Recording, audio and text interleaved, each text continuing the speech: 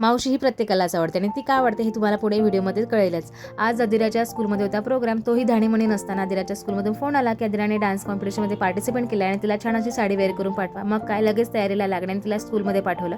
आणि आज सगळे कामं घरातले आवरून मला करायचं होतं हे आरीवर्कचं ब्लाऊज, जे की कस्टमरला अगोदरचं जे ब्लाऊज आहे ते खूप आवडलं होतं, म्हणून त्याने मला दुसरी ऑर्डर दिलेली आहे.